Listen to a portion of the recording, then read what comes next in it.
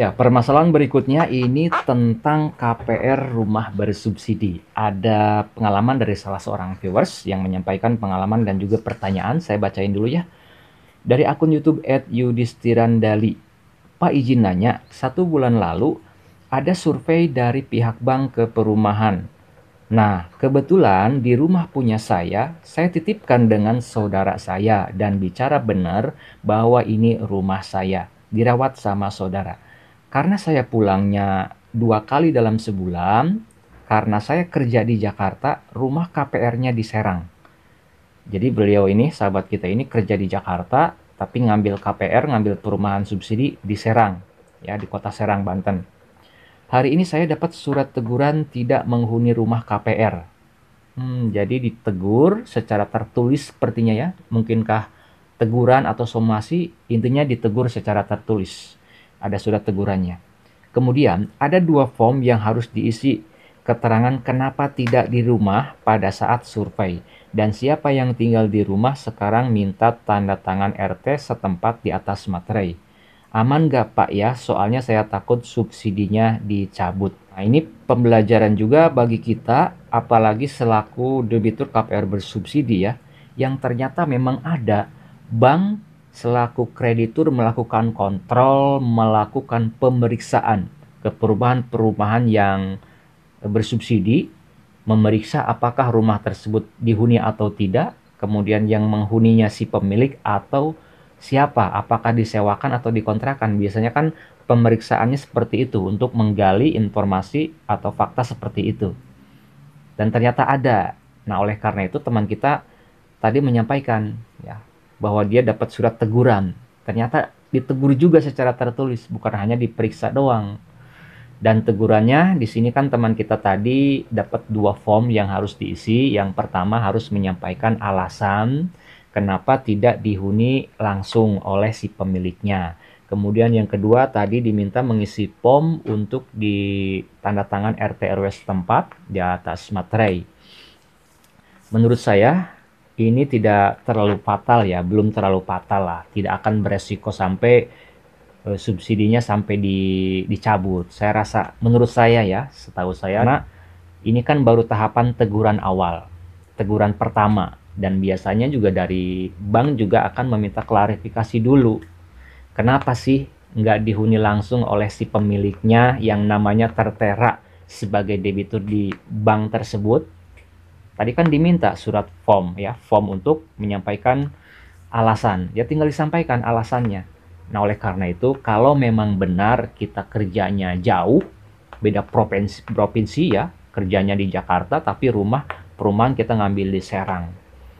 Tinggal disampaikan aja bahwa kita memang benar-benar kerja di kota yang jauh dari rumah, beda provinsi, dan sampaikan atau lampirkan surat-surat yang menunjukkan bahwa kita itu memang bekerja di sana. Apakah bentuknya surat tugas, atau surat apapun itu yang menyatakan kita sebagai pekerja di suatu perusahaan atau di suatu instansi yang mana tempat kita bekerja atau tempat kita berkantor itu jaraknya sangat jauh, beda provinsi dengan kota yang mana rumah kita berada di situ. Saya rasa itu bisa diterima alasan seperti itu. Apalagi ada surat tugasnya gitu kan, itu sangat sangat beralasan dan tidak akan mungkin untuk dicabut subsidinya. Kemudian form yang kedua tadi mungkin sepertinya pihak bank meminta surat pernyataan bahwa orang yang tinggal di rumah si sahabat kita ini benar-benar saudaranya. Jadi dia harus mengisi pernyataan, kemudian pernyataannya ditandatangani oleh pihak RT RW. Kemudian yang memberikan pernyataan itu misalkan menandatangani di atas materai. Mungkin pernyataan seperti itu ya.